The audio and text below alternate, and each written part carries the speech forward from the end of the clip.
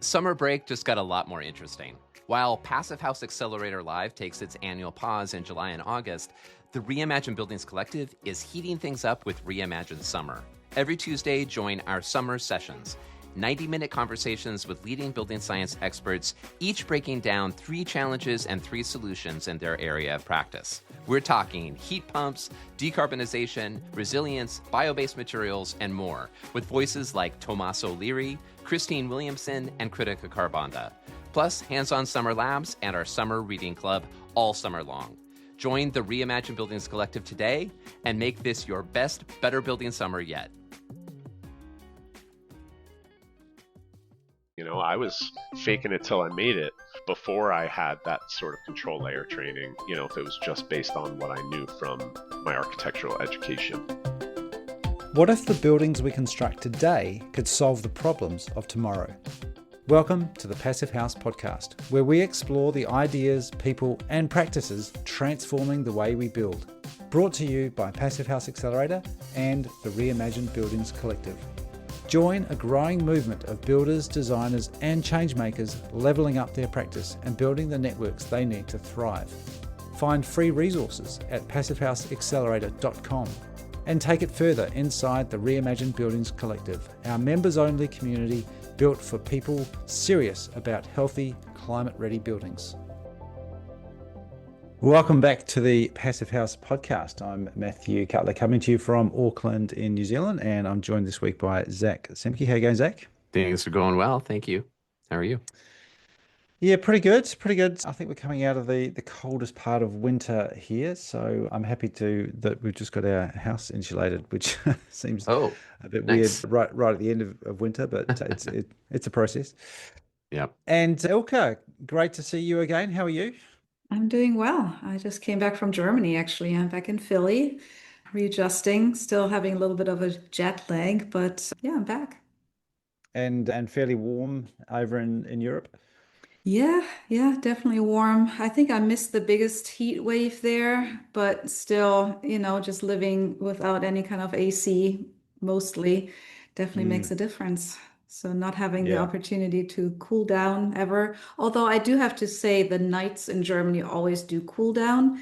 So you can always open the windows and night flush and you still sleep pretty well, even if it gets hot during the day. So I think that's a big difference, compared to Philadelphia, where it's just hot and sticky.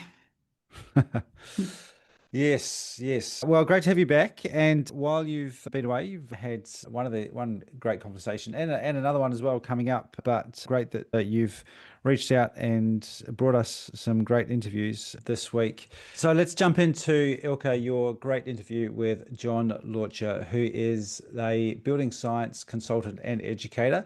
He's also part of the Phius certification team and runs his own company as a consultant as well. So really great experience there, great conversation. So we'll jump right into that. But before we do, Zach, got a few people to thank. We do indeed. So our sponsor of the week this week at Passive House Accelerator is Icon Windows. So a big thank you to Icon for making all of our programming happen at the Accelerator this week, including this episode of the Passive House podcast. Thanks to our stakeholder partner, NYSERDA, the New York State Energy Research and Development Authority, and to our founding sponsors, 475 High Performance Building Supply, Ingui Architecture, Partel, Rockwell North America, and Zola Windows. And thank you to our champion sponsors, Bewizo, Cascadia Windows and Doors, DuraPanel, Icon Windows and Doors, Intus Windows, Proseco, Source 2050, and Zender. All right. Well, thank you very much to all of those. Now let's jump straight into your conversation, Ilka, with John.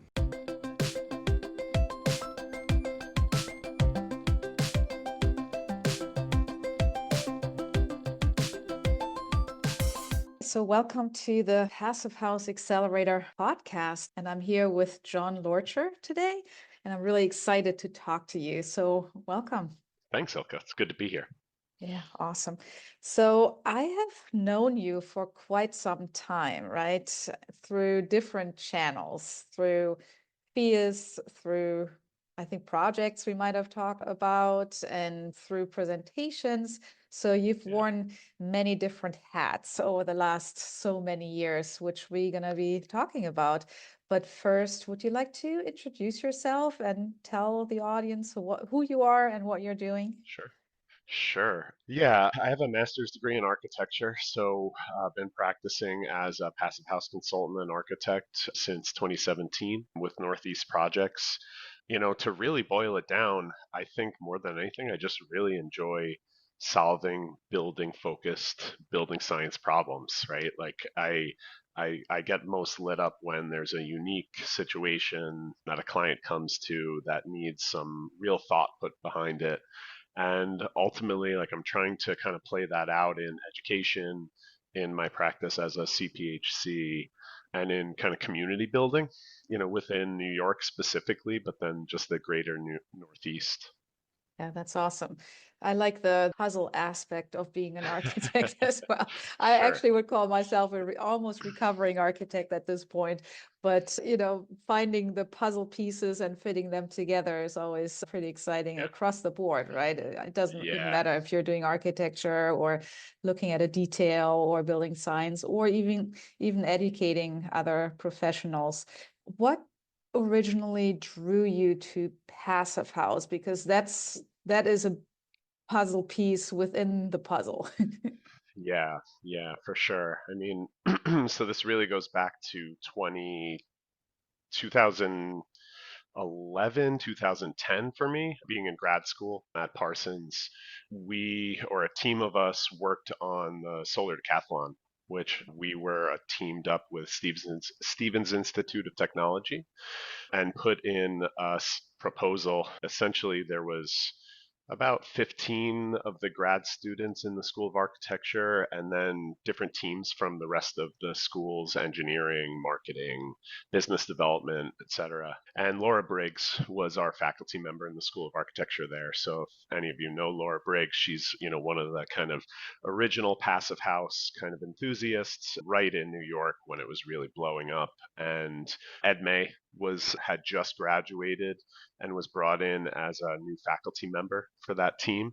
And then also significantly, Steve Scribner, who's now doing a lot of passive house work out in Denver, was also one of the students in that team. So that was just an incredible experience. We didn't do amazing in the competition, but clearly it really stuck for a lot of us that right at the time, like really passive house was being formalized into the climate specific standard. Phius wasn't a thing yet at that point, and we were just like kind of just soaking up all of the education and applying it. And that building is still standing just outside of the capital in, I believe it's Arlington, to this day with people living in it. So it Awesome. was a great experience. Yeah, I've actually heard you're not the first person that I'm interviewing who brings up the solar decathlon, and that Yeah. was the entry point into Passive House, which is super interesting, right? And just kind of tells you how important these initiatives are, right? To bring students to the table. And we always say, once you kind of learn how to do it one way, you never unsee it, right? You can never Right. go enter the workforce or a professional setting and not think about what you have learned. So super important to start as early as possible, right? And that's exactly what you're Absolutely. doing now with being a teacher. Yeah. Right? Yeah, I mean, and I think there's a lot to that kind of hands-on experience, like in this university setting, like the work that like Rural Studio is doing, Sam Mockbee, to have like a really high standard set in a design build experience where the rest of the kind of architecture education isn't necessarily giving you that hands-on experience with how to frame a steel building, or even some of the like CLT and some of the more cutting edge systems, to be able to work on a simple structure but really well detailed. You just set that expectation from the very beginning, and it's really difficult to turn your back on that once you know those things. Yeah. Yeah. I mean, the hands-on experience just so important. Again, Yeah. nothing that you'll ever forget that you ever did Yeah. that. So how do you approach teaching Passive House to your students now? Yeah, we're on a little pause at RPI since we were just finishing up our accreditation, which we just finished up last year. But previous to that little hiatus, we were teaching it in the design studio for the building sciences department, which is a subsection in the School of Architecture there. So we were actually running it as a 3 day a week design studio, 4 hours a week, sorry, 4 hours a class, and really applying the CPHC, the Phius curriculum in as a supplement to the design studio. So they were given the full, phase one online CPHC curriculum as kind of homework. We would fold that into more application lessons in class, and then we had a site in the city of Troy that the students can walk to, get very familiar with, and they actually designed, what would be a certified passive house if they were to go through the process for that. So it was also a study in, community building and what is the benefit in having this affordable, you know, potentially net zero healthy building in a city like Troy. Yeah, I mean, that's so interesting because there's so many aspects to teaching Passive House, right? Yeah. There's so many ways and so many entry points to go deeper as well. Mm, So we're yeah. working with McGill, actually, University right now, in even combining it with prefab, but just kind of setting an overarching like education goal, but then also realizing, okay, it's not really like very linear because you can go so deep into every Yeah. one of those topics. So how deep do you go into like building science, for example, or energy Yeah. modeling, or yeah, I mean, you mentioned community building. I mean, Right. yeah, Yeah. how do you do that? Yeah, well, at RPI, I'm very fortunate that I already have these building science focused students. So they have a big interest in learning WFI. They have a big interest in understanding what the kind of underlying equations are that feed into WFI. And I also was also kind of very lucky to have the time, the actual face-to-face time within the curriculum with the students to go deep into that. So we very much went into the underlying building science, which we've also built up in the curriculum. So Passive House is kind of like the cream on the top that they're really applying in their later years. So I like to really go through the building science aspects with them, but then also tie in the community building. So it's a real kind of like zoom in to the math and the physics, but then a big zoom out after that. Like, why does this actually matter, and how does this kind of tie into local politics and energy decisions and economics and all of that really interesting stuff. Yeah, no, that's great because that's definitely something that students then can bring into the Yeah, practice wherever they start working, right? So that's definitely a absolutely. knowledge that might not be already there that they can bring with them. So it's a huge value, right? Yeah. So, but your students are also very lucky because you're not just any passive house teacher, you're also a teacher for Phius, right? And you have been for a while, and you've been actually developing the curriculum with them, correct? Yeah. Yeah.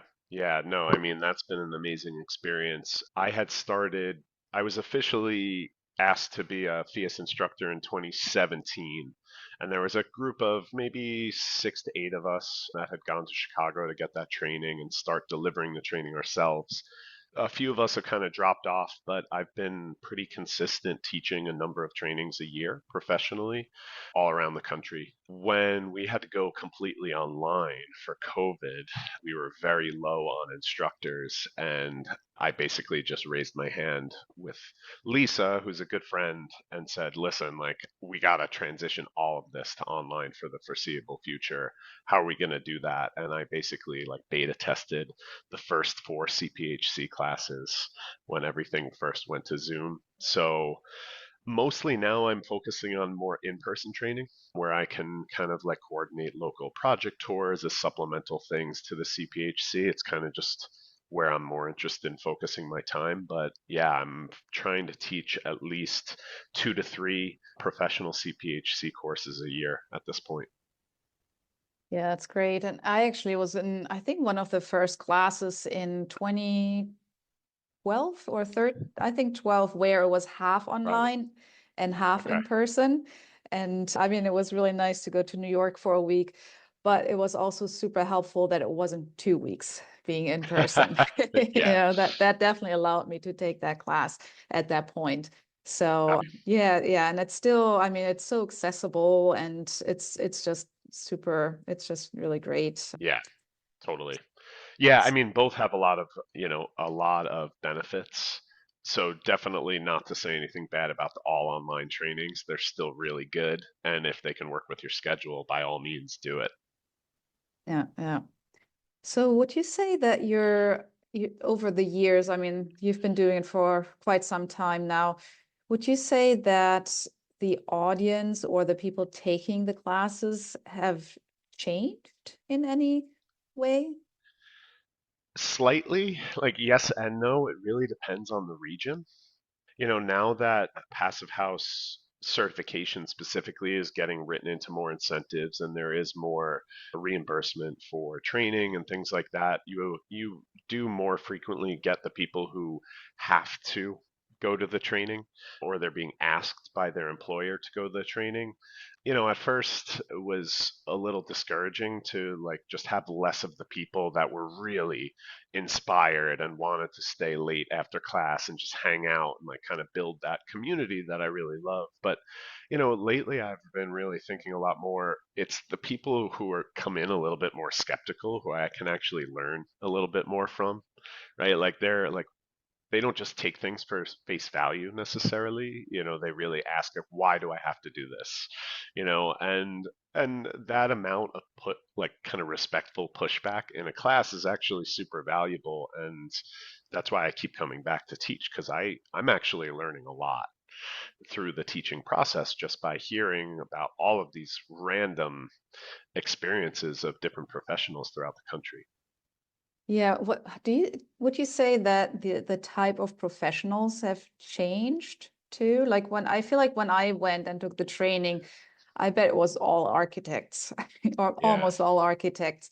And I mean, we always say we need to broaden, we need to more bring more people in from other areas Yeah. of the profession too. Do you see that happening with, the increase in incentives and all of that? Yeah, I have to say, at least through the Phius, curriculum, which obviously I'm more familiar with, um, it really still has kind of remained mostly design professionals in the CPHC, and I think that's largely because of how much we've taught the energy modeling tools within those. But Phius in general now is, I think, rethinking some of the way that the trainings are structured, so that if you're a developer and want to know a little bit more than just the foundations training, like kind of what is Passive House. Like if you really want to get into like how do I schedule my project, how's this going to affect my sequencing, how is this going to affect my financing, and kind of all of that stuff, in the future it may make more sense for to have someone that's not a design professional actually come into the CPHC course. But I would also say there's a big diversity of trainings now, especially with the builder training being in their more or less like third revision, which is our number 2 program right now, really successful program. The Raider training and Verifier training going under revisions, and then the new Phius Trades training, which I can say I took last March in New York, and it was a phenomenal training. I wasn't anticipating learning too much. I kind of came in really confident in my own abilities, and I was blown away with the amount of like real detailed insight that I was able to get through that training. So, So can you tell us a little bit more about that? I don't think I yeah, know too much about it, so I'm curious now. for sure. So the Certified Phius Trades Professional Training is a fairly new program that Phius is now offering. It's been run 3 times so far, once in Portland, once in New York last March, and then I believe in North Carolina. So there's only a few of us who've gone through this training, but essentially it's a much more hands-on version of the builders training. So rather than thinking about construction from like the management perspective, we're really we're really thinking about it from the material perspective, from the very hands-on material qualities, sequencing, compatibility of materials and all of that. So essentially, the format is we have about a third in person, well, all of it's in person, but a third in classroom, and then two-thirds in a warehouse space. And we're jumping back and forth, reviewing short foundations presentation, going out and actually mocking up our foundation, going in, looking at our wall assembly, going in and actually building our wall assembly.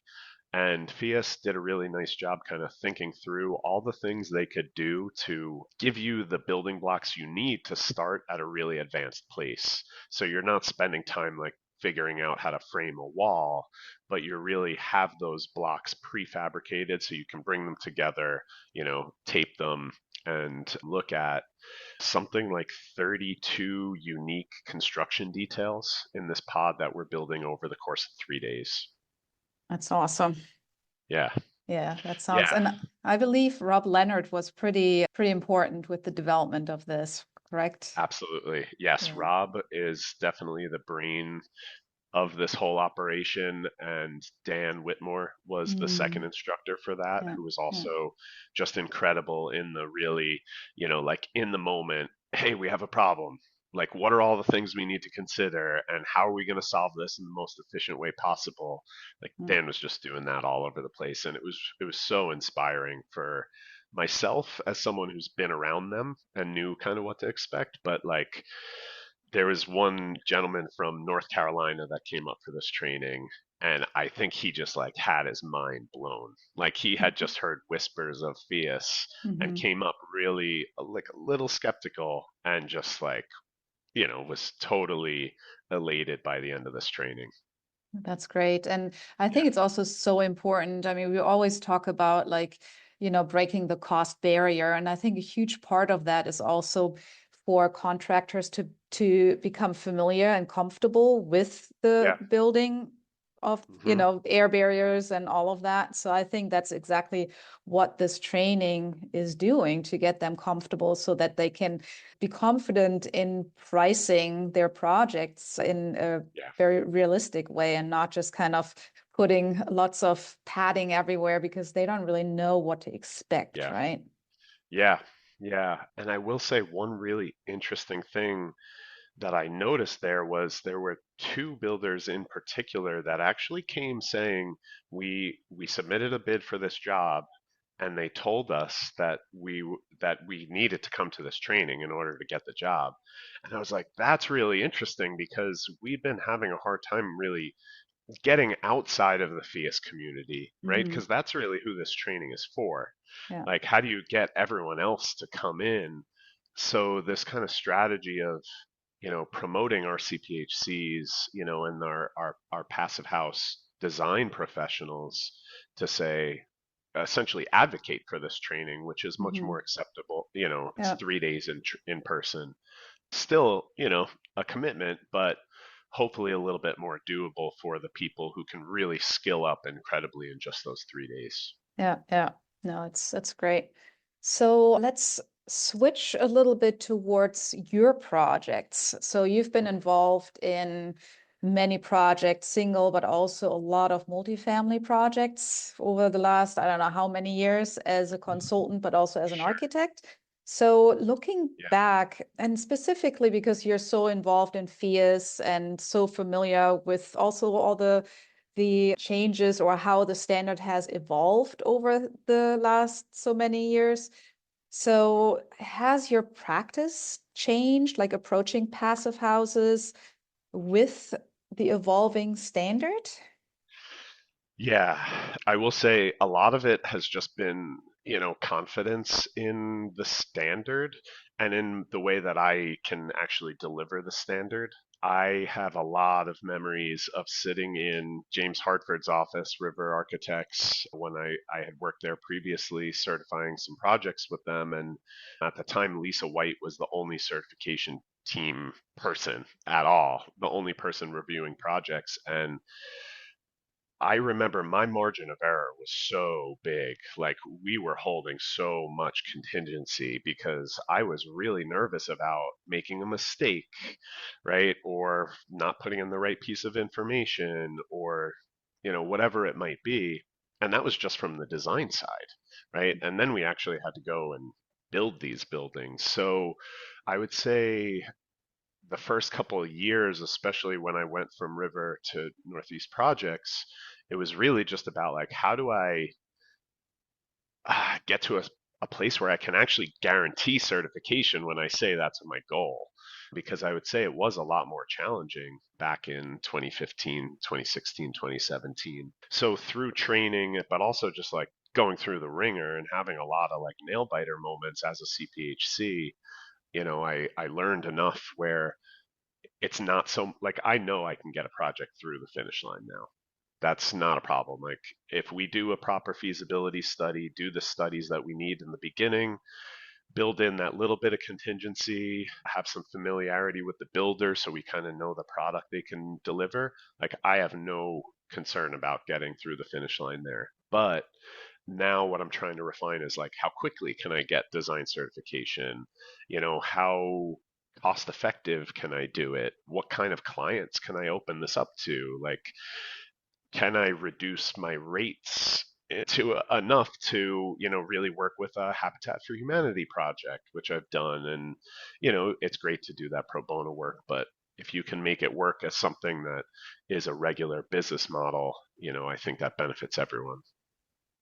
Yeah, for sure. And it definitely goes back to trying to design a little bit more cost effectively as well. So Yeah. I think for me, I mean, I've done many iterations of energy modeling and Yeah. and advising towards like, okay, this is a safe assembly that's going to bring us to the finish line. And I agree. For me, it definitely has changed too, where I've become a lot more comfortable, riding a little bit more on the edge there, right? Before it was Right. like, okay, no, let's just make sure we definitely have that, you call it a buffer in there Yeah. so that whatever comes up we can handle. So yeah, I agree. The more experienced the CPHCs become, the more cost effective I feel like we can build the buildings as well.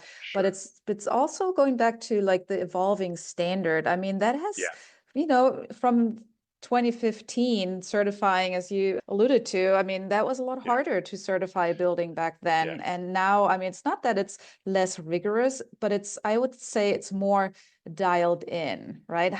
How would you describe that No, for evolution? sure. And does it make sense to you what happened? And how has that changed your, like even advising your clients? Yeah. Yeah, and I think I was starting to allude to this before too. Like now, the certification guidebook, the actual guidance that Phius gives you is much more mature and much more robust. So there's a lot more of those kind of unknown areas. Those gray areas are now filled in with like some pretty direct guidelines of how to do things. So that is just one thing about the overall process of being a CPHC. But I will say that obviously the climate specific standards and the target methodology has evolved quite a bit as well. So some of the major components of this that I understand from working with James and Haley at Phius and kind of picking their brains as much as possible is that as the standard was really opening up, especially with some of the early multifamily incentives and competitions and things like that in the Northeast, like New York, Massachusetts, even Maine, New Hampshire, right? Like where we're starting to get that really early multifamily, they were the pioneers in a lot of way where you get this new building typology with such a different occupant density that it really changed the physics quite a bit and just kind of forced Phius to continue to widen the parameters by which we were determining those climate specific targets. So by like widening those parameters for first multifamily buildings, it kind of indirectly shone some light on the single family world and how we were really accounting for internal heat gains. As a result, the 2018 Phius Plus 2018 standard did start to get a little bit more relaxed for heating and cooling demands. However, at the same time, the source energy factor was adjusted that year. So we had this flip where it was like really hard to hit your heating and cooling demands in 2015 and pretty easy to get to your source energy. Then it flipped where it was easier to hit your heating cooling, but then really tough to get to your source energy target. So that was a major shift. With shifts after that, when we get into like 2021, Phius was also starting to incorporate really tiny buildings, right? This is where we start to like hear about ADUs, and this is when the prescriptive path starts coming out. So it's like really affordable, hyper efficient, simple buildings, and that further kind of widened the criteria for all of the climate specific targets. And source energy factors are going up and down and all of that. So it's a combination of things, but in general, yeah, I can say that it's been a lot easier with WWOOFy and energy modeling to get some pretty efficient assemblies where you're not going overboard as far as the thickness of your overall building. Like, we're not in those like 2012 era passive houses anymore with like an 18-inch thick wall necessarily. Of course, that's welcome, but not always necessary.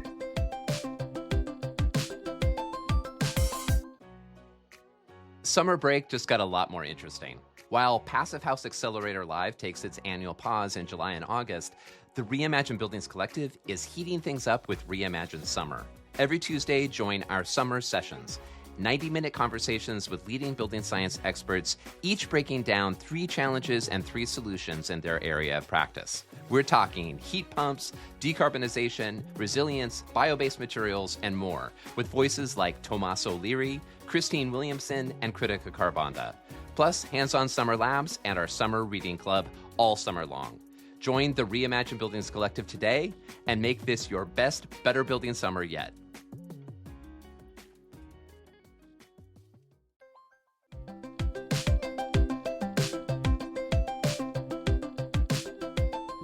You have explored with many different assemblies, right? I know that you've worked, or at least energy modeled, a straw building more recently, right? Sure. So what has changed through all those years that you've been working and, doing energy modeling and looking at hygrothermal modeling and all of that? I feel like over the last like 3 years, the whole embodied carbon awareness has really just come up a lot more, where in the beginning, Passive House was just all about performance, right? Like the Yeah. operational carbon. But now, even going through to a lot of the conferences on NESI, for example, there's a lot of talk about embodied carbon and how it can get incorporated with the Phius or Passive House standard. Yeah. So I'm curious what you have seen and what your experience is that way.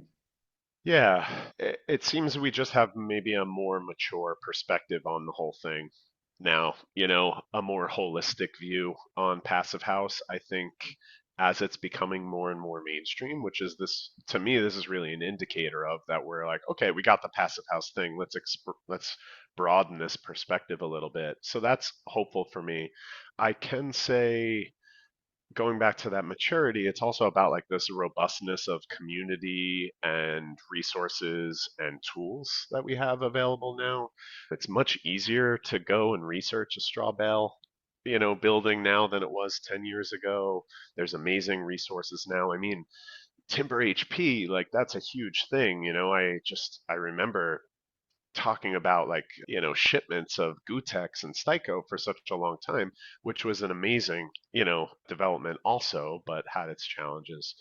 Hygrothermal modeling, though, I think was really the big thing that just like opened it all up for me, because again, it's a confidence piece. Before I knew how to do that, I was always just trying to steer a project team away from certain things because it was like we just don't want to go down that road from a certification perspective. It adds time, it adds like unknowns. There's a good deal of like, just anxiety that it would bring to me, even the word hygrothermal assessment.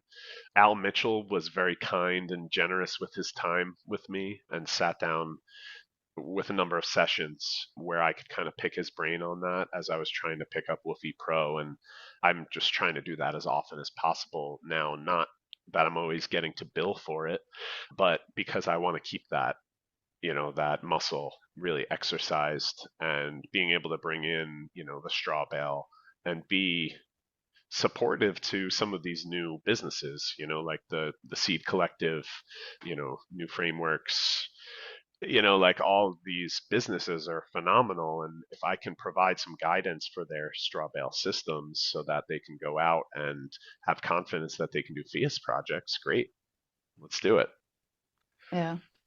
No, that's really important. And you say it over and over, that community is just so important for all of us, right? And I think that's what's also very different within our community, that you don't, of course, there's competition, but you always, as much as you see someone else as a competitor, you also see them as a partner of just kind of learning together and moving things forward, right? So I think that's just super, super important, and also kind of unique about this community. And you have also played actually a big role in community building, right? Or working with the Phius Alliance New York chapter. Can you tell us a little bit more about that as well? Sure, absolutely. This has been a pet project for a number of years now. Again, it goes back to my days at River Architects. At the time, James Hartford had founded the chapter and was the kind of president for a while. He asked me to come in as the secretary, I think like the second year I was there.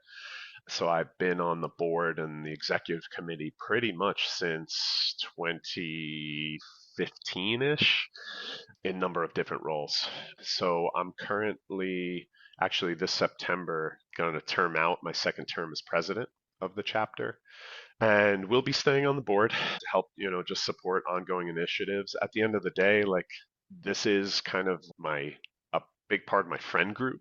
It's a big part of my professional connections, people I do business with, maybe a little bit, too much all in one spot. But the reality is we have a good time. We tour projects, we share about information, we talk building science, and it's a great community to be a part of. That's great. So why do you think it's so important to have that local community? How do you see that growing into something bigger that really scales Passive House, or, in general, high performance building or better building? Yeah. I have to say, just from like my personal experience, it's kind of odd coming from like a traditional background in architecture, working in, design offices in New York City, going to grad school in New York City and all of that, and kind of having that culture, to going to a conference like NESI, where everyone's just like hugging and, just so polite and generous with their time and their information. I was like pretty resistant to that for a while. I felt like a little bit more cagey, just like personally, but also with my information. Like why would I talk to Ed May about, this new thing I learned, right? But like Ed's my friend. Like we spent years together in grad school, and that's one particular example where I'm like, this is bigger than like the trade secrets or whatever. Like I want to, invest in these overall relationships, because ultimately, if we can make Passive House as a certification body a little less or more accessible for more people through this bigger community, everyone's going to benefit from that, right? I'm going to have more jobs. Ed will have more jobs. We're all sustaining ourselves and making, doing good work out in the world. Your region, or the Phius Alliance New York chapter, or formerly the Hudson Valley chapter, right? How did it become such an important region for Passive House? Yeah. Well, the Hudson Valley in general, I think just with its proximity to New York City was really important. You know, it was just the right economy to have some of the early Phius projects really being built in the Hudson Valley, and they were all within like a 2-hour commute of New York City. Mostly at the time, this is coming from, you know, river architects, North River Architecture and Planning, Trillium Architects had done some of the early ones, and there was just a few, like a handful popping up, but it was enough to have something tangible in our 1 hour driving radius from each other that we could learn about Phius and Passive House like online and then go see something in person. Mhm. um, and ultimately a group of not many of us, 8 to 12 people, we would just meet up, after hours in a coffee shop. And Kramer Silkworth was a big part of that early group. Tony Lasanti was a big part of that early group. And everyone kind of just come and talk about the projects that were going on. So that went on for like a number of years, maybe like 4 or 5 years like that. NYSERDA started showing up to some of our meetings, and one time we filled out this church. We had rented a church space across the street from River Architects' office, and somehow we got like 80 people at this meeting. Like, I don't know how we did it. And NYSERDA was there, and shortly after that we developed a channel partnership with NYSERDA. So they're a big part of how we've expanded. They're also a reason why we've expanded from just the Hudson Valley chapter into the whole New York region now. And yeah, we made sure to expand our board. We brought on different board members from different regions in New York. So we have people in Buffalo, Rochester, Cooperstown, a number of active participants in the Adirondacks, New York, Long Island. So we're pretty well covered with some sort of representation, and really just try and like spread the love, throughout the state. The downside is we don't have as many collective in-person gatherings as we would like, but we're working on that. I just remembered when I took my CPHC training, I was there and actually studying a lot with someone who worked for Barless and Wetlick. Oh, They're like one yes. of the really first ones too, right? Yes, and that's like shameful of me because I know Dennis really well. When I moved to Hudson in 2014, Barless Wedlick was like the only architect in town. So I went right to Dennis and like really wanted to get to know him, and the only work we ever got to really do together was a couple Habitat for Humanity projects. Mhm. But he was just, and still is, such a big proponent of getting passive house into workforce housing and just like getting it into the masses. So yeah, Yeah, Dennis is yeah. definitely leading the way as well. Yeah, no, that was great. Even getting a little bit of the insight all the way back then.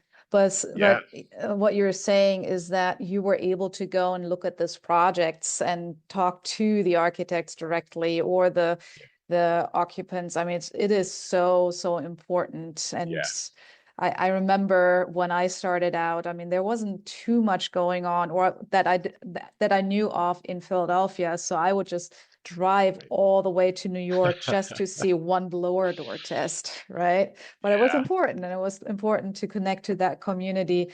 And yeah, it's pretty amazing that all the names that you just mentioned, I mean, everyone is still around, right? yeah, And working pretty hard on still pushing, moving things forward. And, yeah. I know sometimes it can be a little hard and you feel like you've been pushing and pushing, but looking back, you just realize how much those people have accomplished, right? Yeah, for sure. And it's interesting being in like part of the Phius Alliance, and also, some of my professional work now is out in Colorado where Steve Scribner is in Denver. And that's a very, that's a younger passive house market. Obviously, EMU's been out there. There is plenty of passive house, but now they're being heavily incentivized in almost the same way or a similar way to Massachusetts. But that ecosystem, that Phius passive house, ecosystem isn't as mature as it is in New York and Massachusetts and kind of the surrounding Northeast. right now. But I'm always trying to encourage people like, hey, just be patient. Like you can do this with three, passive house enthusiasts. Yeah. Like just keep up with it. Don't get burnt out. And eventually people are going to kind of come on board and the community gets bigger. Yeah. And I mean, having someone like NYSERDA support the mission is huge, right? I mean, I know for the Yes. Passive House Accelerator, I mean, they're huge supporters for us as well, right? Yeah. Yeah. So yeah, I guess a big Absolutely. thank you there. No, totally. I mean, we've had some really nice, fun, and informative events over the past year, and it's definitely nice not to be like scrapping it together so much anymore. Yeah. Yeah. So looking ahead, what changes would you like to see in the way we educate professionals in the entering the in the building industry, and maybe in general, are there any kind of changes that you would like to see happen maybe along the, I don't know, the certification process, or how, just in general, how do we approach getting more people on board, getting them through Yeah. education? And yeah, what are your thoughts there? Right. Yeah, well, the university thing is big for me. I think that's a huge push. I see the struggles that, young architecture graduates are going through to get employment, but I'm also literally measuring the success of the students that are going through the CPHC as like their kind of plus one on top of their diploma. In New York, we also have Rochester Institute of Technology graduating, dozens of CPHCs a year, and the University of Buffalo almost reaching 100 CPHCs last year. So we're able to get some data on like where these students are going. Sometimes they give us a little insight to like salary increases and things like that. So I want to help build kind of that lower level workforce, right? Like for the entry level workforce where people come in with the tools they need. Like we have buy-in, in the Northeast and other regions where people are asking for Phius and asking for Passive House and asking for feasibility studies, but we don't necessarily have that many people who have the tool sets to do that quickly, right?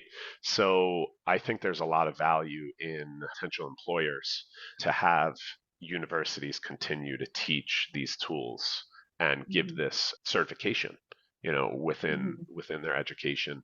So that's kind of one thing. I think from a professional perspective, I just hope to continue to get people up to the point where they have that level of confidence where they've kind of, crossed that threshold where they're not just worried about getting certification, but then worried about how to just maximize and like really get to establish and achieve project goals that certification supports, right? Yeah.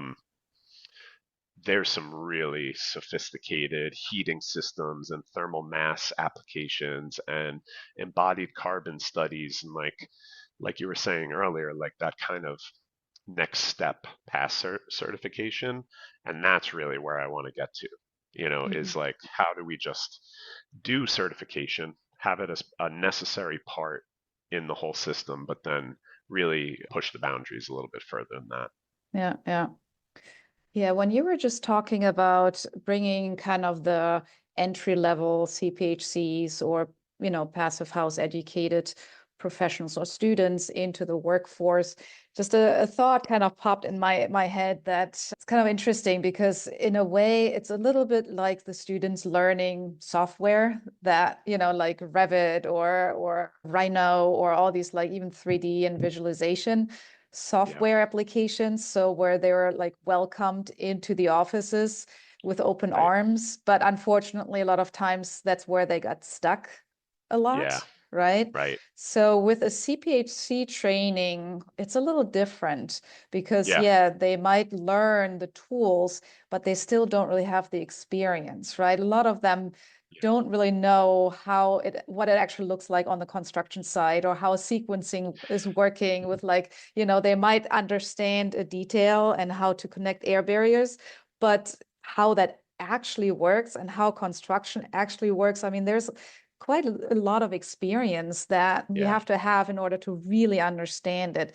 So it's really interesting, because on the one hand, yeah, you can see them coming in with that knowledge, but they also lacking a lot. So ideally, I guess there's this combination where everyone benefits because they can bring that knowledge of how to use the software, but then they might have the opportunity a little earlier to actually get into real construction rather than getting stuck with the visualization, right?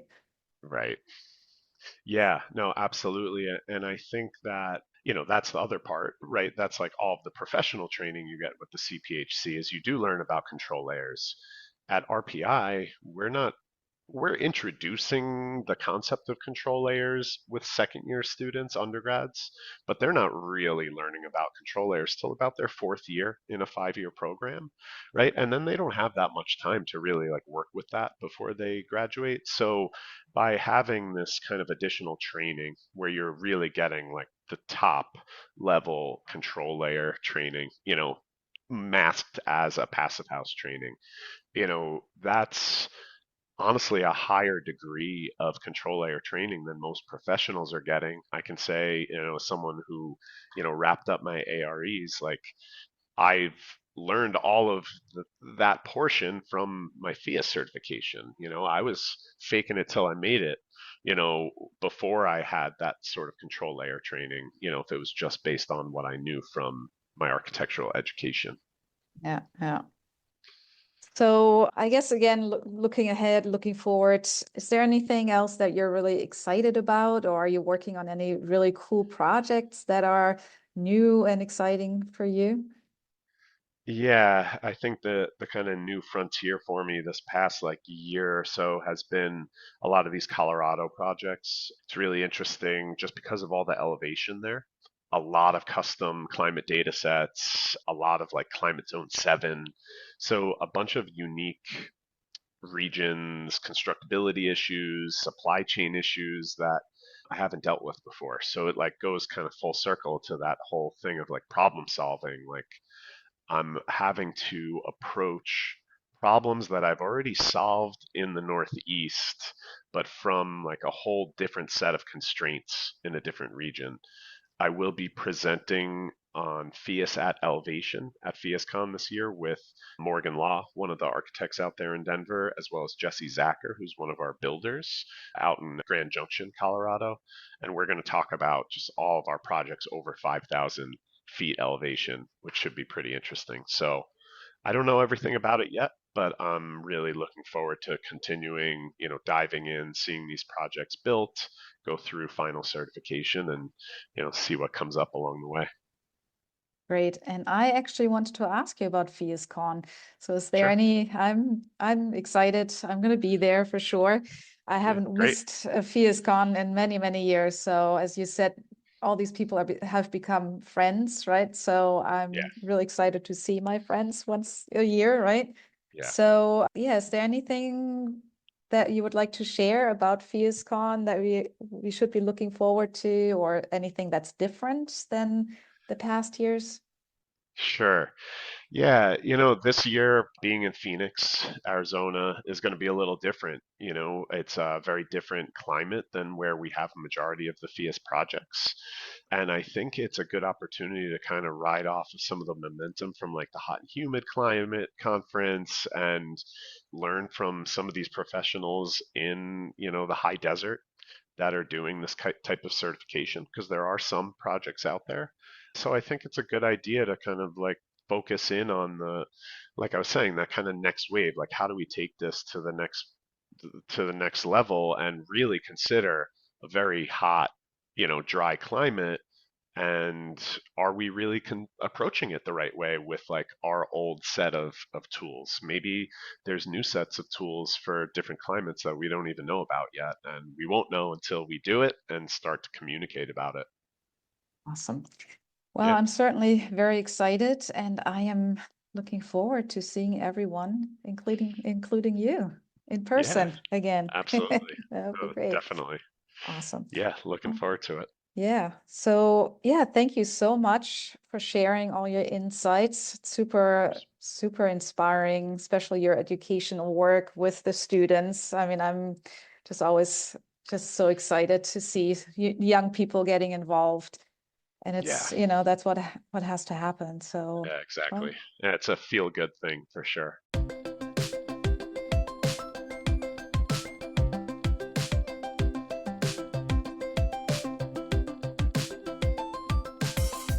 And that was John Loercher, who is part of the Phius certification team and also a lecturer in building science and also his own consultant at his own company, Northeast Projects. Let's go to you first, Ilka. What did you think? Well, I really enjoyed my conversation with John and, just kind of walking down memory lane a little bit, how Passive House started in the Hudson Valley for them and how important it was to have that community and being able to actually see passive houses. And Mm. I think what's also really amazing is that almost everyone, or maybe everyone he was mentioning from the early days, they're still around and they're very successful practitioners Yeah. teaching everyone else now. And I did not know that he went to school with Ed May, so something I learned there. Yeah. So that was Yeah. pretty cool. Yeah. Yeah. Yeah, it was cool hearing its name a few times and that kind of realization that it's okay to share knowledge, which is, I think, quite common to us. And we talk about that all the time. It is a very common theme of Passive House people seeming to not be afraid to share their mistakes and also their learnings, and which is different. And I think we kind of forget that in other sectors, yeah, people guard trade secrets pretty carefully. It's sort of their IP. But John talked about, making Passive House more accessible benefits everyone because that just creates more work for all the people that are in that space, which I think is very much the philosophy and the practice at the moment that we see.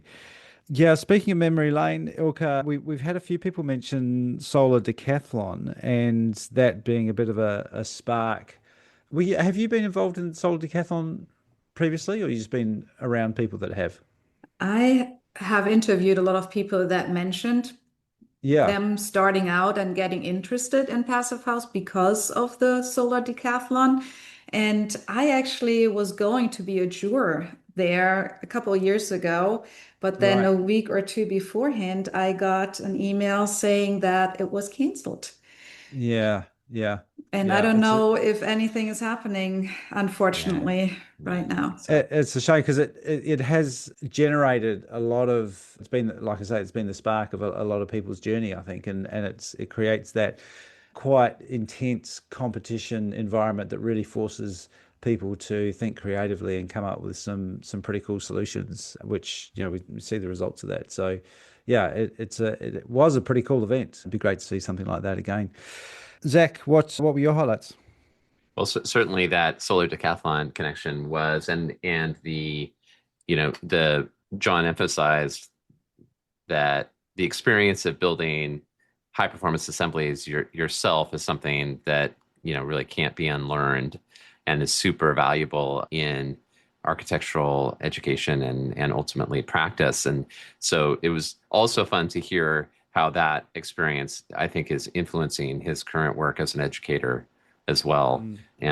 and his efforts to bring CPHC training into the curriculum at RPI, and of course all the trades training stuff that's happening. And so really a formative experience, clearly. Yeah.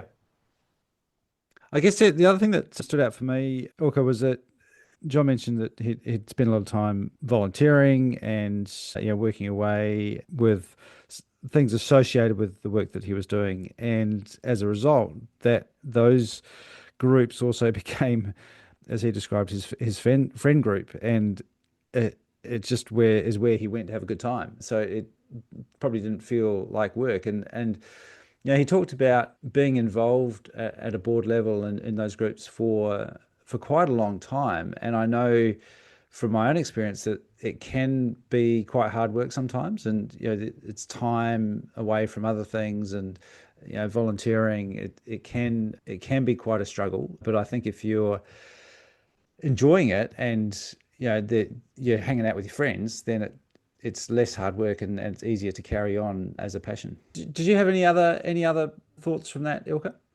I do. I think for me, just talking about cost reduction on the CPHC and the builder side is something that, you kind of know, and I think I've been aware of as well, but I've never really heard it spell out that clearly where, the more experienced CPHCs become over the last, 10, 15 years, they are able to, reduce that buffer that you Mm, usually build in as an energy modeler, right? So in the Yeah, beginning, you do your first round of energy modeling and then you give recommendations to the project team. And I can totally relate to that because you want to be on the safe side. You don't want to lead anyone down the road where it's not certifiable at the end. So you leave this big buffer.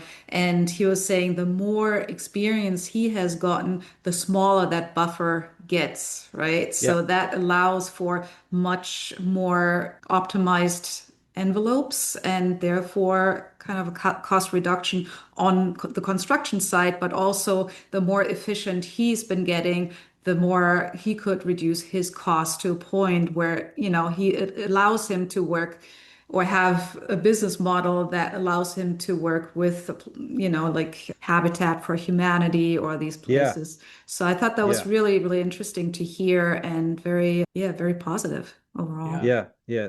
That that is good.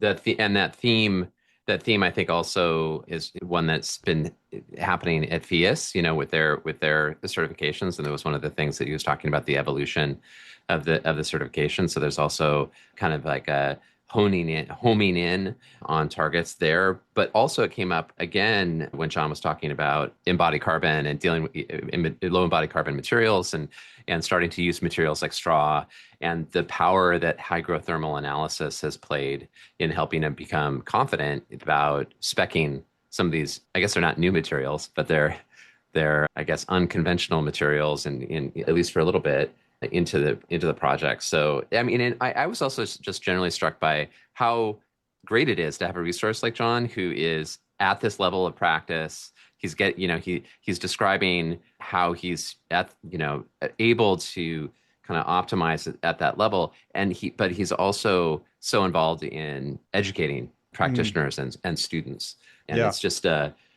it's an indication of how much more mature the movement and the community has become, and how reliant we all are on people like John to move us forward. Yeah, I think that makes a lot of sense. I mean, we see that in other professions, like people who are working in medical fields and often have a Mm. position where they're doing some teaching as well at the same time as practicing, and I think that it's really useful to have that in building science and ideally with people who are in the trades as well that are doing the work, but also spending some of their time teaching because it's so as a learner, it's so much better when you've got someone who is walking the talk and able to bring real life examples to what they're teaching rather than just theory. And yeah, keeps it very relevant, and then goes the other way as well of bringing the latest research into practice. And I really, yeah, picking up on that point about the hygrothermal modeling. I mean, that I know that WFI is used for Phius, but not necessarily the full hygrothermal process. But that's really valuable, and I'm assuming not standard practice for just regular construction, but is a massive risk reduction for the builder and therefore the homeowner as well, to because it's really looking at what the moisture risks are in the assembly and the building overall. And I know here we have a lot of issues that where buildings can be code compliant, but will have problems with interstitial moisture because of the way the layers have been put together without the consideration of that. So to have someone who's folding that into their standard practice is hugely valuable as long as people see the value of that, which is often a hard thing to explain, why that's being done and get someone to pay for it, which goes back to that point about being able to fold it into a cost-effective process. Yeah, well, I feel that I need to plug John Loercher's appearance in the Reimagine Buildings Collective a couple months ago. Definitely. where he dove into moisture control for passive house assemblies in quite some detail. So Yeah. if folks are curious about that, join the collective. There's a lot of Yes, good stuff there, absolutely. including John's work. Yeah. Yeah. Awesome. All right. Well, thank you, Ilka. Really great connection there. And yeah, we'll definitely link to those resources over in the collective. Zach, is there anything else we should plug this week? Yeah, so the Passive House Accelerator Live is still on summer break, but we have lots going on inside the Reimagined Buildings Collective, including a heat pump solutions lab. So this has been a really fun series. We've got the third one coming up, which will be focused on heat pump solutions for larger buildings. So it'll be on Wednesday, August 26th. And this is something that we call an open lab. So what we have is a few practitioners come and they present a proven solution that they are using in the field successfully, with heat pumps. So this is heat pumps for domestic hot water and for heating and cooling. And then the lab session, participants in the lab who are members of the collective will then kind of they'll think about the solution, consider how could it apply to my projects, what are potential barriers for me to use this solution, and then with that kind of reflection, ask some pointed questions of the presenter about that. And okay, well, what about this? How do I make this happen with XYZ in my circumstance? And the results of that will help refine both the ideas around the solution, but also the way that we communicate that solution. And the point of this ultimately is that we'll be communicating this out to the broader community in October and late October at a heat pump solutions event that we're going to do. So that's the cool thing that's happening inside the collective that I wanted to point out. Nice. And we'll be back to regular Passive House Accelerator live programming on the second Wednesday of September, which I think is the 9th. So look forward to that. Awesome. Yeah. And September is going to be all about prefab. So super. That's right. That's the theme at the accelerator. Prefab, prefab, prefab. Very good. All right. Well, thank you very much for that. And thank you again, Ilka. We'll be back again next week on Passive House Podcast.